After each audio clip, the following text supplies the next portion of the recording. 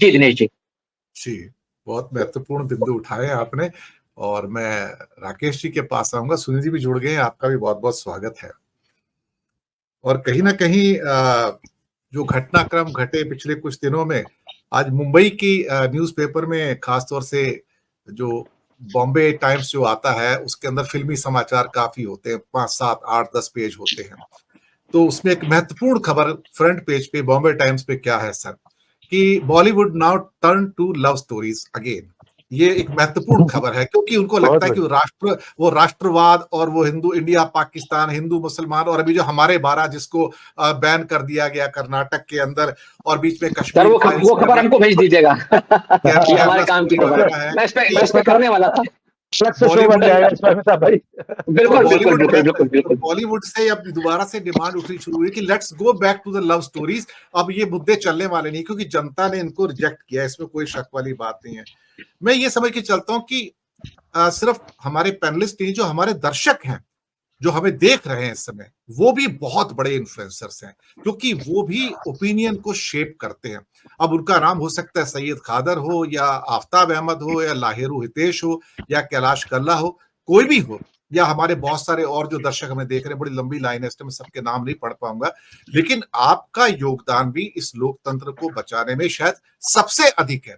हम तो सिर्फ आपकी बात ही यहां पर करते हैं और आप हमारी बात को सुनते हैं, आगे पहुंचाते हैं। मुझे लगता है अगर किसी को सलाम करना है तो भारत की जनता को सलाम करना है, जो हमारे दर्शक हैं उन्हें सलाम करना है, क्योंकि लोकतंत्र के असली स्तंभ तो आप हैं, आप हैं। हम तो सिर्फ आपके जो ओपिनियंस हैं, आपके व्यू पॉइंट्स हैं, उसको पेश करते हैं। खैर, बदलाव तो है और बदलाव प्रकृति का नियम है। राकेश जी, मुद्दा आपके सामने है, मैं और प्रश्न बड़ा नहीं करूंगा। इस पूरे विषय के ऊपर मैं आपसे पूरे जो भी आप टिप्पणी करना चाहें, आप दर्शकों के सामने रखिए।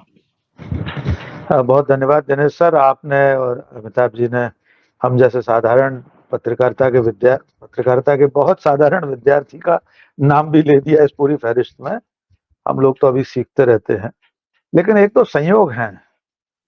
मुझे लगता है सुनील जी, अमिताभ जी और आप तो चूंकि बहुत आला अफसर थे, अभी इसमें आए हैं, लेकिन हम लोगों ने पत्रकारिता की तीनों विधाएं देख ली हैं बहुत करीब से।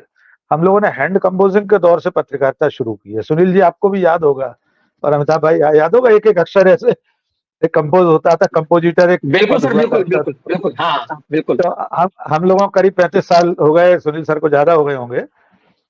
तो हमने पत्रकारिता वहां से शुरू की जो हैंड कंपोजिंग का दौर था, ट्रेडल मशीन से लेकर फिर ऑफसेट मशीनें आई, फिर सीटीपी मशीन आई, सीधे कंप्यूटर टू प्रिंट। वो हमने सब अपनी आंखों से मशीनों को आते हुए देखा, और गर्मा गर्म फिर अखबार, मशीन से गर्म, बिल्कुल मैं कह रहा हूँ गर्म अखबार निकलता था। हम लोग अखबार के संपादक थे तो रात को 2-2 बजे तक सिटी एडिशन फाइनल करके, जब वो हाथ में लेकर, कई बार तो ये होता था सिटी एडिशन अपने स्कूटर में साथ में लेकर जाते थे, जो सुबह 5:30-6 बजे बटता था। उसके बाद दिनेश सर, हमने डिजिटल मीडियम जब आया, यानी वेबसाइट और पोर्टल्स, हमने उसमें भी काम किया। 2 पोर्टल्स में चीफ एडिटर रहा मैं, और फिर ये जो टेलीविजन माध्यम है इसमें भी हम रहे, एक चैनल का मैं हेड रहा, और अब आपके सामने इस माध्यम पर हम लोग सब साथ में हैं। समय किस तरह बदलता है हमने ये देखा है। आपने अभी कहा, अमिताभ भाई ने भी कहा, हमारे दर्शक जो इस वक्त देख रहे हैं वो सीधे इसी वक्त प्रतिक्रिया दे रहे हैं। कई लोग गालियां भी देते हैं, हम लोग सुनते हैं, कई लोग प्रशंसा करते हैं, हम लोग सुनते हैं। पर एक वो दौर था कि जब लेटर टू एडिटर, संपादक के नाम पत्र, 7 दिन में, 8 दिन में, 15 दिन बाद कोई चिट्ठी कहीं से ग्वालियर तक आती थी, टीकमगढ़ से, छतरपुर से, भिंड से, मुरैना से। मिश्री लाल जायसवाल कटनी से मशहूर हो गए थे। मिश्री लाल जायसवाल कटनी, पूरे पूरे पूरे देश में प्रसिद्ध थे मिश्री लाल जायसवाल कटनी। बट उनके लेटर टू एडिटर नियमित थे सर, बहुत क्या गजब की बात, मेरे रोंगटे खड़े हो गए याद करके। मैंने खुद उनके पत्र लगाए हैं अखबारों में, लेटर टू एडिटर में, और खुद भी जब मैं अखबार में काम करता था, एक बार मुझे लूप लाइन पटक दिया था जब मैं संपादक नहीं बना था उससे पहले, तो वो संपादकीय पेज मुझे दे दिया गया था, तो लेटर टू एडिटर मुझे एडिट करने होते थे।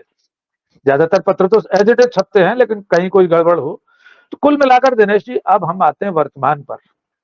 हमेशा ही पत्रकारिता ने जन पक्षधर का काम किया है, उसका काम ही है सत्ता का प्रतिपक्ष होना, जनता का पक्षधर होना। लेकिन कुछ समय ऐसा बदला हमारे देश में पिछले 10-15 सालों में कि सत्ता ने पत्रकारिता को अपनी चेरी बना लिया, अपना चारण और भाट बना लिया। खास तौर से जो तथाकथित मुख्य धारा का मीडिया है, मैं सर बड़ी विनम्रता से कहूं, मैं 4 जून को मतगणना के दिन एक बड़े चैनल पर था, 10 करोड़ लोगों ने देखा था उस दिन उस चैनल को, डीवी लाइव को। हम सबको ही करोड़ों लोगों ने, हमारे दिनेश बोरा साहब को भी देखा था। मैंने उस दिन एक संकल्प किया था कि मैं आज के बाद इस तथाकथित मीडिया को मुख्य धारा का मीडिया नहीं कहूंगा। मुख्य धारा का मीडिया है दिनेश के बोरा साहब, मुख्य धारा है सुनील शुक्ला जी, मुख्य धारा है अमिताभ श्रीवास्तव जी, मुख्य धारा का मीडिया है डीवी लाइव, सत्य हिंदी, अजीत अंजुम, सबका नाम ले दीजिए। हमारी कोई राग द्वेष किसी से नहीं है। 4 PM, संजय शर्मा, छोटे से छोटे यूट्यूबर से लेकर बड़े से बड़े प्रज्ञा मिश्रा तक। तो ये अब मुख्य धारा का मीडिया है। मैं उसे भोंपू मीडिया कहता हूं, जिससे कुछ लोग गोदी मीडिया कहते हैं। उस दिन ने यह साबित किया कि हम लोग जनपक्षधर पत्रकारिता कर रहे थे, हम सत्ता के साथ नहीं खड़े थे, हम जनता के सिपाही थे। हम वो काम कर रहे थे जो गांधी जी ने बतौर पत्रकार, अगर गांधी जी राजनेता नहीं होते बाद में चलकर, तो शायद दुनिया के महानतम पत्रकार होते। और उन्होंने भी, संयोग देखिए दिनेश सर, उन्होंने भी अपनी पत्रकारिता लेटर टू एडिटर लिखकर शुरू की थी। उन्होंने जिंदगी का पहला पत्र दक्षिण अफ्रीका में लिखा था, जब उनको कोर्ट से बाहर कर दिया था अंग्रेज जज ने कि आप पगड़ बांधकर, ये काठियावाड़ी पगड़ी बांधकर नहीं बैठ सकते। उसके बारे में उन्होंने एक चिट्ठी लिखी थी वहां के अफ्रीका के अखबार को। उसके बाद उन्होंने अपने अखबार शुरू किए, हम सब जानते हैं।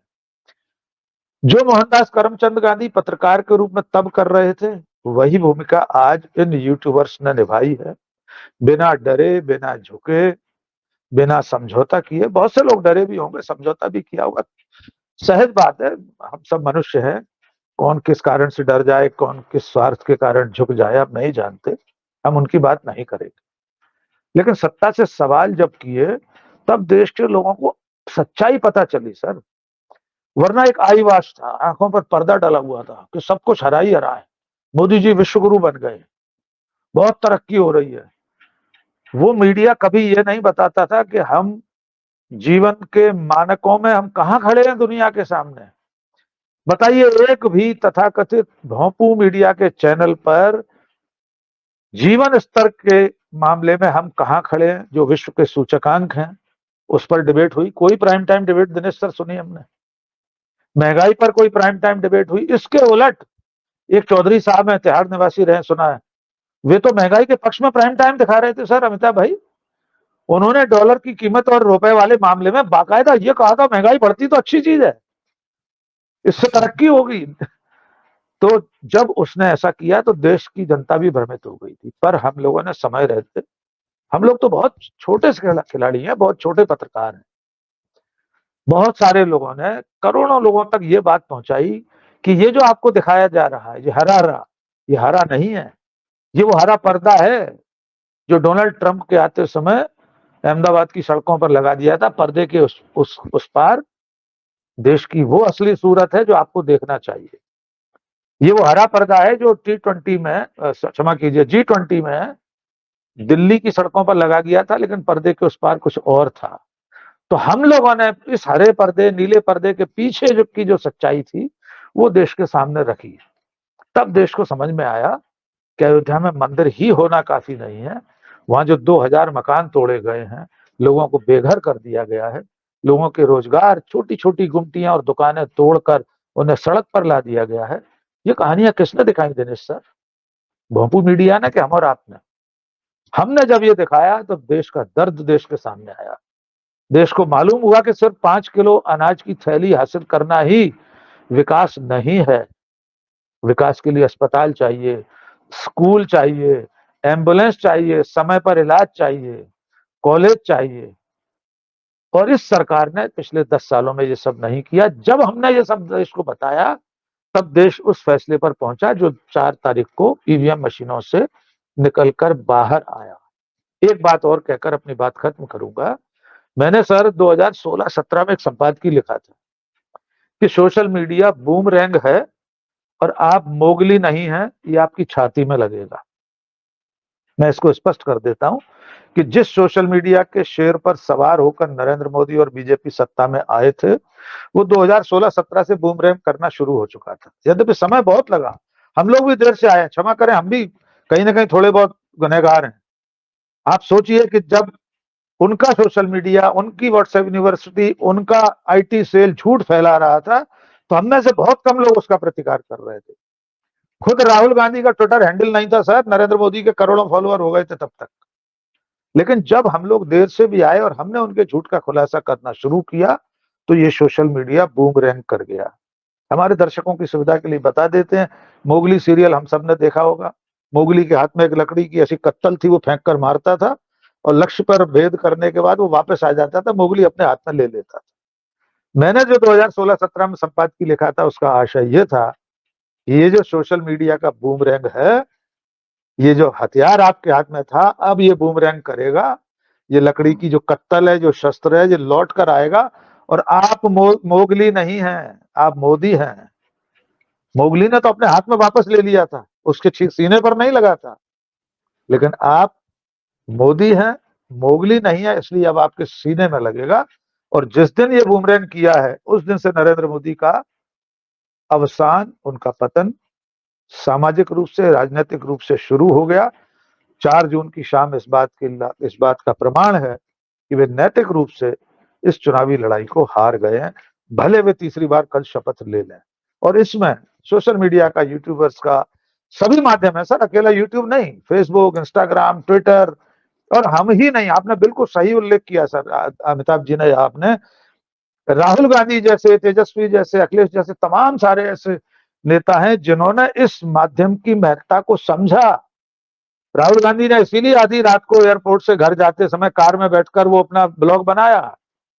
राहुल और अखिलेश ने इसीलिए उस दिन फूलपुर की सभा में बवंडर होने के बाद, जब सभा नहीं हो पाई, तो उस मौके का इस्तेमाल एक दूसरे का इंटरव्यू करने में किया और उस ब्लॉग को जारी कर दिया। कितनी ऐसी चीजें हम देख रहे हैं। इस सारे माध्यम के जरिए उन्होंने वो सफलता हासिल की है, जो आने वाले कल में अध्ययन का विषय बनेगी, शोध का विषय बनेगी, कि नरेंद्र मोदी के अवसान और जनपक्षधर लोकतंत्रकामी शक्तियों के उत्थान में इस मीडियम का, इस माध्यम का कितना योगदान है। जी दिनेश जी। बहुत